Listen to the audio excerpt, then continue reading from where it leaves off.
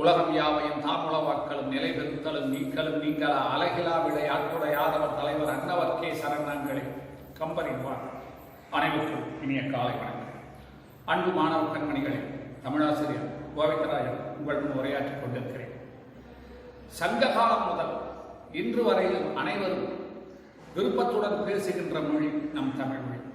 கடந்த 2500 ஆண்டுகளுக்கு முன்னர் தோன்றி, சங்க காலத்திற்கு முன்னரே தோன்றி இன்று வரையிலும் சில மாறுபாடுகள் உச்சரிப்பிலே இருந்தாலும் என்றும் மாறாமல் இளமைத்தன்மையுடன் விளங்குகின்ற மொழி நம் தமிழ் மொழி. இலக்கியங்கள் உருவாவதற்கு காரணமாக இருந்ததே அந்த இலக்கணங்கள் தான். அந்த இலக்கணத்தை எளிமையான முறையில் எடுத்து விளக்குவதற்காக நம் பள்ளி தமிழாசிரியர்கள் நாங்கள் 4 உங்கள் இருக்கின்றோம். ஒன்றும் அஞ்ச வேண்டாம். ரொம்ப எளிமையான முறையில் இலக்கணத்தை எப்படி நாம படிக்க போறோம் அப்படிங்கிறத நான் 4 பேர் உங்களுக்கு சொல்லித்தரோம். அதாவது உதாரணத்துக்கு ஒன்று சொல்லணும்னா, உச்சரிப்பிலே முன்பு இருந்ததை விட இப்பொழுது உச்சரிப்பில் சில மாறுபாடுகள் தோன்றி இருந்தாலும் என்றும் மாறாத இளமை தன்மையுடன் செம்மொழிகளில் ஒன்றாக விளங்குகின்றது நம் தமிழ் மொழி. அதன் இலக்கியம் தோன்றுவதற்கு முன்பாகவே இலக்கணம் தோன்றி இந்த முறையில் தான் ஒரு செய்யுள் இயற்ற வேண்டும் என்ற ஒரு வரமுறையினை தந்திருக்கின்றது நம் தமிழ் மொழி. அப்படிப்பட்ட ஒரு அற்புதமான மொழி இலக்கணத்தை உங்கள் முன் கற்றுத் தருவதற்காக நாங்கள் வந்திருக்கின்றோம். நம்ம ஆசிரியர் பெருமக்கள் நாங்கள் 4 பேர் வந்திருக்கிறோம். முன்னே சொன்னேன், அதாவது உச்சரிப்பில் சில மாறுபாடுகள் முன்பு இருந்ததுக்கு இப்ப இருந்ததுக்கு சில வேறுபாடுகள் இருந்தாலும் அப்படின்னு ஒரு வரி சொன்னேன். முன்பு உச்சரிக்கிறது வேற மாதிரி இருக்கு, இப்ப நம்ம ஆளுங்க பேசுறது வேற மாதிரி இருக்குது. உதாரணத்துக்கு சொல்லணும்னா, இப்போ வட இந்தியாவிலிருந்து நம்ம ஊருக்கு சில ஆட்கள் பழைக்கிறதுக்காக வந்திருக்காங்க. நானே பார்த்துருக்கேன். சாம்பள்ளியில் ஒரு சகோதரர் டீ கடை வச்சிருக்காரு. டீ சாப்பிடலாம் நான் கடைக்கு போறேன். அவர்கிட்ட போய் நமக்கு தெரிஞ்ச அரபு ஹிந்தியில் அரே பையா ஏன் கரம் சாயா பீடும், ஒரு டீ கொடுப்பா, சக்கரை நிறையா போகும் சார். அவன் அருமையான தமிழில் பேசுறான். டீயில சக்கரை எப்படி சார் போட்டு என்ன எதுன்னு அருமையான தமிழில் பேச ஆரம்பிச்சேன்னு எனக்கு அதிர்ச்சியாக போயிடுச்சு. தமிழ் தெரியுமாங்க? ஐயா நல்லா தெரியும் எனக்கு. நாங்கள் 1 வருஷம் தான் ஆகுது நல்லா பேச கற்றுக்கிட்டேன். எளிமையான மொழி, எளிமையான ஈஸியாக. அப்போதான் எனக்கு பொட்டில் அடித்த மாதிரி இருந்துச்சு. அப்போ குழைக்கிறதுக்காக வெளிநாட்டில் இருந்து பக்கத்து மாகாணத்திலிருந்து வந்திருக்கின்ற ஒருவன் இங்க நம்ம மொழியை கத்துக்கிட்டு சிறப்படைந்து குழைக்கிறான். இப்படி யார் வந்தாலும் சரி, வந்தாரை வாழ வைக்கும் தமிழகங்கிறமே அந்த மாதிரி வந்தவர்கள் யாராக இருந்தாலும் சிறப்புடன் பேசுவதற்காக பயன்பட்ட மொழிதான் நம்மளுடைய தமிழ் மொழி. அதனுடைய இனிமையை, அந்த இலக்கணத்தினை உங்களுக்கு எளிமையான முறையில் எடுத்துரைப்பதற்காக நம் தமிழாசிரியர்கள் 4 பேர் வந்திருக்கிறாங்க. முதல்ல மொழிக்கு முதலில் வரும் எழுத்துக்களையும் இறுதியில் வருகின்ற எழுத்துக்களை பற்றி உங்களுக்கு எடுத்துரைக்க ஒரு தமிழாசிரியர், இலக்கண குறிப்பு எப்படி எழுதணும், எந்த மாதிரி இலக்கண குறிப்பு சொன்னா எப்படி இருந்தால் நல்லா எளிமையா எழுதலாம் அப்படிங்கிறத பற்றி சொல்வதற்காக ஒரு ஆசிரியரும், பகுபத உறுப்பு இலக்கணம் 10ஆம் வகுப்புல நீ படிச்சிருப்ப, பகுதி, விகுதி, சந்தி, சாரியை, இடைநிலை, விகாரம் அப்படின்னு சொல்லக்கூடிய அந்த பகுபத உறுப்பு இலக்கணத்தினை விளக்குவதற்காக ஒரு தமிழாசிரியரும், புணர்ச்சி விதிகள் நீ படிச்சிருப்பான் 10ஆம் வகுப்புல பண்பு பெயர் புணர்ச்சி படிச்சிருப்ப, அந்த மாதிரி புணர்ச்சி விதியினை விளக்குவதற்காக அடியேன் உங்கள் முன்னாங்க வந்திருக்கின்றோம். ரொம்ப எளிமையான முறையில் அப்படி படிக்க சுவையாய் இருக்கக்கூடிய மொழி. பாரதிதாசன் சொல்வார், மலைவாழை அல்லவோ கல்வி, அதை வாயார உண்ணுவாய் போ என் புதல்வி அப்படின்னு பெண் கல்வியை உயர்வா பேசுவார். அந்த மாதிரி ஒரு மலைவாழை பழத்தை போன்ற இனிமையான மொழி. படிக்கத்தான் அதனுடைய நம் அறிவு விசாலமாக இருக்கிறது. ஆகவே மாணவ கண்மணிகளை காது கொடுத்து கேளுங்கள். கேட்க உங்கள் மனம் தூய்மையாகும், மனம் செம்மையுறும். மீண்டும் சந்திக்கின்றேன். நன்றி. கனியிலே எரிய சுளையும் முற்றல் கலையிலே எரிய சாரும் பனிமலை எரிய தேனும் காற்று பாயிலே எரிய சுவையும் நனிப்பசு பொழியும் பாடும் தென்னை நல்கிய குளிர நீரும் இனியன என்பேன் எனினும் தமிழை எண்ணுயிர் என்பேன் கண்டேன். புரட்சி கவிஞர் பாரதிதாசன். உங்கள் அனைவருக்கும் எனது அன்பான வணக்கம். எனது பெயர் ஹென்சர் ராஜா. ஜிவி மேல்நிலை பள்ளியில் தமிழாசிரியராக இங்கு பணிபுரிந்து வருகிறேன். எனது பிரியமான மாணவர்களை உங்கள் அனைவரையும் நமது பள்ளி நிர்வாகத்தின் சார்பாக வருக என்று இருகரம் கூப்பி வரவேற்கிறேன். அடுத்தது மாணவி பாடம் நடத்த போறாங்க. அதுக்கு முன்னாடி உங்களிடம் ஒரு சில கருத்துக்களை பகிர்ந்து கொள்ள ஆசைப்படுகின்றேன். அதாவது பார்த்தீங்கன்னா ஒரு இன்றைய சிந்தனை. மகாவீரர் பார்த்தீங்கன்னா கணக்ககால என்ற இடத்துக்கு சென்று கொண்டிருக்கிறார். மகாவீரர் அவர்கள் கணக்ககால என்ற இடத்துக்கு சென்று கொண்டிருக்கிறார். அவர் அவ்வாறு போய்கொண்டிருக்கும் பொழுது அவரை பார்க்கின்ற ஆடி மேய்க்கும் சிறுவர்கள், ஐயா, நீங்கள் செல்கின்ற வழியில் சந்த கௌசியா என்ற கொடிய நாகப்பாம்பானது ஒன்று உள்ளது. அந்த பாம்பானது யாரை பார்த்தாலும் பார்த்தவுடன் எரித்து சாம்பலாக்கிவிடும் என்று பதற்றத்துடன் கூறினார்கள். ஆனால் மகாவீரர் அவர்கள் எதை பற்றியும் கவலைப்படவில்லை. ஏனென்றால் அவர் பிறப்பிற்கும் இறப்பிற்கும் அப்பாற்பட்டவர் என்பதால் தமது பயணத்தை தொடர்ந்து கொண்டிருக்கிறார். அவர் அவ்வாறு சென்று கொண்டிருக்கும் பொழுது அந்த ஆடிமைக்கும் சிறுவர்கள் கூறியது போலவே அந்த பாம்பானது மிகவும் கோபத்துடனும் பதற்றத்துடனும் மகாவீரர் முன் தோன்றுகிறது. தாம் பார்த்தவுடனே எல்லோரும் சாம்பலாகிவிடும் பொழுது இவர் மட்டும் எம்மாத்திரம் என நினைக்கிறது. முதலில் தமது விஷத்தை அவர் மீது தெளிக்கிறது. மகாவீரரை ஒன்றும் செய்யவில்லை. சிறிது நேரம் கழித்து தமது நாவால் அவரது பாதங்களை தீண்டுகிறது.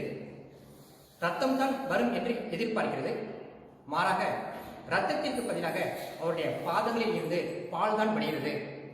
அந்த பாம்பிற்கு ஒரே ஆச்சரியம். மீண்டும் தமது உடல் வலிமை நன்றாக பயன்படுத்தி மகாவீரரை உடல் முழுவதும் தீண்டுகிறது. ஆனால் இறுதி வரை அந்த பாம்பால் மகாவீரரை ஒன்றும் செய்ய முடியவில்லை. சிறிது நேரம் கழித்து மகாவீரர் அந்த பாம்பிடம் கூறுகிறார், பாம்பே, நீ உனது தோலை உரிப்பது போல உனது கோபத்தை கலட்டி வைப்பாயாக என்று கூறுகிறார். இறுதியில் அந்த பாம்பும் அமைதியாகிறது. எனது அன்பான மாணவர்களே, சற்று சிந்தித்து பாருங்கள். கோபம் கூட ஓர் கொடிய விஷம்தான். விஷம் கூட அடுத்தவர்கள் தான் கொல்லும். ஆனால் கோபமானது தன்னையே கொன்றுவிடும். அது ஆக்குவதற்கு பயன்படாது, அது அழிப்பதற்கு பயன்படும். அது விதைப்பதற்கு பயன்படாது, அது புதைப்பதற்கு பயன்படும். கோபப்படுவதால் நமது ஆயுளின் ஒரு பகுதி குறைந்து விடுகிறது. கோபமே ஓர் மனநோய் என்று மருத்துவ வல்லுநர்களும் உளவியல் வல்லுநர்களும் கூறுகின்றனர். எல்லாவற்றுக்கும் மேலாக நாம் கோபப்படுவதால் நாம் நம்மையே இழந்து விடுகிறோம். ஆறாவது அறிவானது நம்மை விட்டு அகன்று விடுகிறது. இவற்றையே மரியாதைக்குரிய உயர்திரு வே. இறையன்பு ஐஏஎஸ் அவர்கள் மிக அழகாக கூறுகிறார். நாம் கோபப்படுவதால் கடலாக ஏற்க வேண்டிய நாம் கல்லாகி விடுகிறோம், கடலாக ஏற்க வேண்டிய நாம் கால்வாயாக குறுகி விடுகிறோம் என்கிறார். எனவே கோபப்படாமல் இருக்க முயற்சி செய்யுங்கள். கோபத்துக்கு ஒரு முற்றுப்புள்ளி வையுங்கள். வாழ்க்கையில் முன்னேறுங்கள். இந்த புதிய கல்வியாண்டில் நீங்கள் அனைவரும் நல்ல உடல்நலம், நல்ல உள்ளம், நல்ல கல்வி, நல்ல அறிவு, நல்ல ஒழுக்கத்துடன் சிறந்து விளங்க எல்லாம் உள்ள இறைவனை வணங்குகிறேன். உங்களின் எழுத்தாற்றல், சொல்லாற்றல், படைப்பாற்றல், அறிவாற்றல் தொடரட்டும், உயரட்டும், வளரட்டும், சிறக்கட்டும். உங்கள் அனைவரையும் மீண்டும் நமது பள்ளி நிர்வாகத்தின் சார்பாக வருக வருக என்று இருகரம் கூப்பி வரவேற்கிறேன். உங்களது கல்வியும் எதிர்காலம் சிறக்க வாழ்த்துக்கள். வாழ்க வளர்க. நன்றி, வணக்கம். வணக்கம். நான் உங்கள் தமிழம்மா மாலதி. நேற்று ஐயா மொழியை பற்றி உங்களுக்கு சொல்லியிருப்பாங்க. மொழினா என்ன அப்படிங்கிறது சொல்லியிருப்பாங்க. இப்போ நாம இலக்கணத்துல எழுத்தை பத்தி பார்ப்போம். முதல்ல இலக்கணம்னா என்ன? ஒரு மொழியை பிழையில்லாமல் பேசவும் எழுதவும் துணை புரிவது இலக்கணம் இல்லையா? இது நம்ம எல்லாருக்கும் தெரிஞ்ச விஷயம். சரி, இந்த இலக்கணத்துல 5 வகை பார்க்கிறோம். என்னன்னா எழுத்து, சொல், பொருள், யாப்பு, அணி. இதுல நம்ம முதல்ல பார்க்கக்கூடியது என்ன அப்படின்னு பாத்தீங்கன்னா எழுத்து. எழுத்துல உயிரெழுத்துக்கள், மெய்யெழுத்துக்கள் அப்படின்னு 2 இருக்கு இல்லையா? உயிரெழுத்துக்கள்னா உங்களுக்கே தெரியும், 12 ஆ முதல் அவ்வரை இருக்கக்கூடிய உயிரெழுத்துக்கள் 12 தெரியும். அடுத்தது மெய்யெழுத்துக்கள். மெய்யெழுத்துக்களும் உங்களுக்கு 18 தெரியும். அதுல 3ஆ பிரிக்கக்கூடிய வல்லினம், மெல்லினம், இடையினம். இந்த வல்லினம், மெல்லினம், இடையினம் நிறைய பேருக்கு எப்படி சொல்லணும் எழுதணும்னு தெரியல. ஈஸியா நீங்க எழுதுறதுக்கு ஒரு சின்ன ஐடியா. காணாச்சா எல்லாத்துக்கும் வரிசையா தெரியும் இல்லையா? அதை எடுத்துக்கோங்க. வல்லினம், மெல்லினம், இடையினம் இந்த முறைய நீங்க மாற்றக்கூடாது. மாற்றாம ஆர்டர் கரெக்டா வச்சுட்டு எடுத்துக்கோங்க. முதல்ல கா. கா அப்புறம் என்னது? ஙா. ங்காக்கு அப்புறம் சா.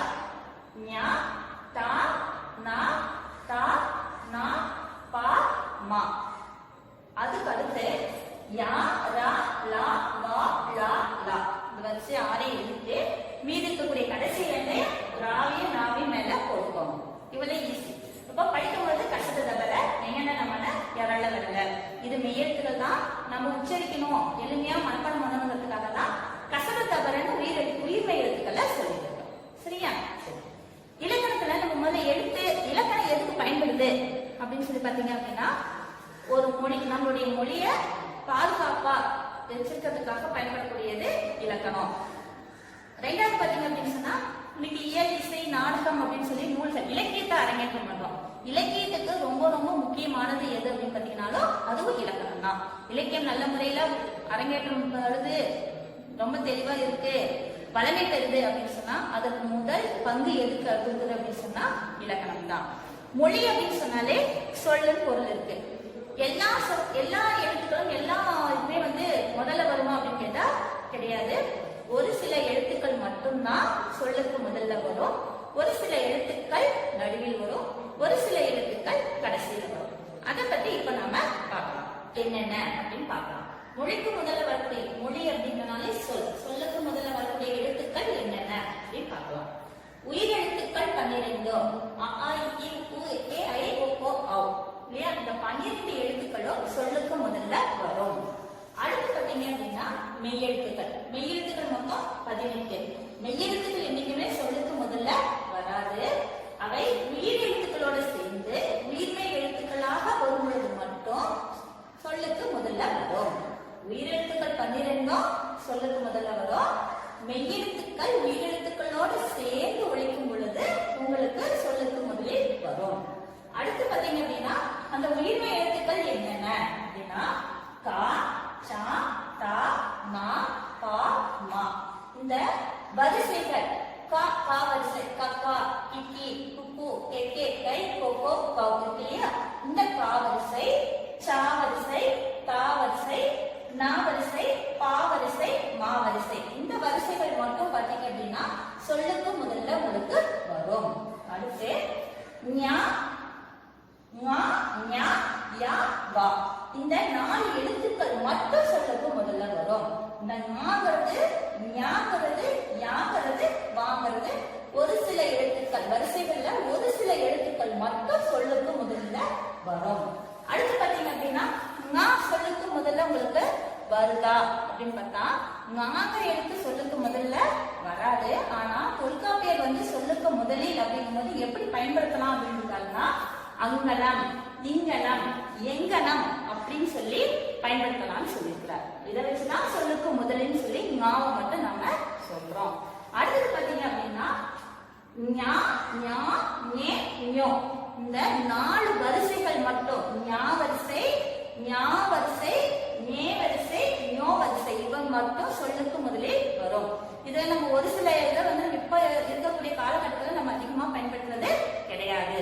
அடுத்தது பாத்தீங்கன்னா இந்த 4 யா வரிசையில பாத்தீங்கன்னா மொத்தம் 6 எழுத்துக்கள். அந்த வரிசையில சொல்லுக்கு முதல்ல வருது. என்னன்னா யா, யா, யு, யூ, யோ, யௌ. இந்த 6 எழுத்துக்கள் மட்டும் உங்களுக்கு சொல்லுக்கு முதலில் வருகிறது. அடுத்தது வா வரிசையில 7 எழுத்துக்கள் மட்டும் உங்களுக்கு சொல்லுக்கு முதலில் வருது. என்னன்னா வா, வா, வி, வி, வே, வே, வை. இந்த 7 எழுத்துக்கள் மட்டும்தான் உங்களுக்கு வா வரிசையில சொல்லுக்கு முதலில் வரும். அப்போ சொல்லுக்கு முதலில் வரக்கூடிய நம்ம மொத்தம் 8 பார்த்தோம். முதல்ல என்ன அப்படின்னா உயிரெழுத்துக்கள் 12 சொல்லுக்கு முதலில் வரும். அடுத்தது மெய்யெழுத்துக்கள் முதலில் வராது. ஆனா உயிரெழுத்துக்களோடு சேர்ந்து உயிர்மை எழுத்துக்களாக ஒழிக்கும் பொழுது உங்களுக்கு சொல்லுக்கு முதலில் வருது. அடுத்தது கா, சா, தா, நா, பா, மா ஆகிய வரிசையில வரக்கூடிய எல்லா உயிர்மை எழுத்துக்களும் உங்களுக்கு சொல்லுக்கு முதலில் வரும்னு சொல்லியிருக்காங்க. அடுத்தது பாத்தீங்க அப்படின்னு சொன்னா ஞா, ஞா, யா, வா உள்ள சில எழுத்துக்கள் மட்டும் உங்களுக்கு சொல்லுக்கு முதலில் வரும்னு சொல்லியிருக்காங்க. அடுத்து நாம நம்ம எப்படி பயன்படுத்துறோம்? அங்கனம், இங்கனம், எங்கனம் அப்படின்னு சொல்லி பயன்படுத்தும் பொழுது சொல்லுக்கு முதலில் வருவதா சொல்லியிருக்காங்க. அடுத்தது ஞான 4 வரிசைகள் 4 சொல் மற்றும் எழுத்து மட்டும் உங்களுக்கு சொல்லுக்கு முதலில் வரும். யா வரிசையில 6 எழுத்துக்கள் மட்டும் அதனுடைய வரிசைகள் மட்டும் உங்களுக்கு சொல்லுக்கு முதலில் வரும். வா வரிசையில 7 எழுத்துக்கள் இருக்கிறது. அந்த 7 வரிசைகள் மட்டும் சொல்லுக்கு முதலில் வரும்னு சொல்றாங்க. மொழிக்கு முதல் எழுத்துக்கள் மொத்தம் 22. சரி, அடுத்தது மொழிக்கு இடையில வரக்கூடிய எழுத்துக்கள். மொழினாலே சொல்லுக்கு இடையில் வரக்கூடிய எழுத்துக்கள் என்னென்ன அப்படின்னு சொல்லி பார்க்கலாம். மெய் எழுத்துக்கள் 18 உங்களுக்கு சொல்லுக்கு நடுவில் வரும். இடையில வரும். இடையினாலும் நடுவில் ஒண்ணுதான். சரியா? மெய் எழுத்துக்கள் என்னென்ன? இக்கு இங்கிச்சு இருக்கீங்களா, அந்த எண் வரைக்கும் இருக்கக்கூடிய 18 எழுத்துக்களும் உங்களுக்கு சொல்லுக்கு நடுவில் வரும். அடுத்தது உயிர்மை எழுத்துக்கள் இல்லையா? உயிர்மை எழுத்துக்கள் எல்லாமே உங்களுக்கு சொல்லுக்கு நடுவில் வரும். அடுத்தது ஆயுத எழுத்துக்கள். ஆயுத எழுத்து உங்களுக்கு நடுவில் மட்டும்தான் வரும். வேற எங்கேயும் உங்களுக்கு வராது. அப்போ சொல்லுக்கு இடையில வரக்கூடிய எழுத்துக்கள் மட்டும் நம்ம என்னென்ன பார்க்கிறோம் அப்படின்னு சொன்னா 3 விதி பாயிண்ட். 1 மெய்யெழுத்துக்கள் 18 சொல்லுக்கு இடையில வரும். 2வது உயிர்மை எழுத்துக்கள் உங்களுக்கு சொல்லுக்கு இடையில வரும்.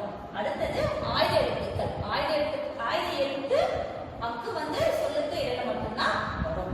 அடுத்து பாத்தீங்க அப்படின்னு சொன்னா மொழிக்கு இறுதியில் வரக்கூடிய எழுத்துக்கள். மொழிக்கு இறுதியில் வரக்கூடிய எழுத்துக்கள் மொத்தம் 24. மொழிக்கு முதல்ல வரக்கூடிய எழுத்துக்கள் 22, இறுதியில் வரக்கூடிய எழுத்துக்கள் 24. இது ஒரு மதிப்பெண் வினால கேட்கக்கூடிய வினா.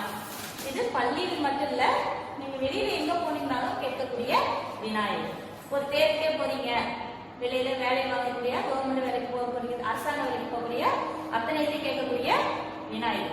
சரி, மொழிக்கு சொல்லுக்கு இறுதியில் வரக்கூடிய எழுத்துக்கள் என்னென்ன பார்க்கலாம் அப்படின்னா உயிரெழுத்துக்கள் மெய்யெழுத்துக்களோடு சேர்ந்து உயிர்மை எழுத்துக்களா வரும் பொழுது உங்களுக்கு மொழிக்கு இறுதியில வருது.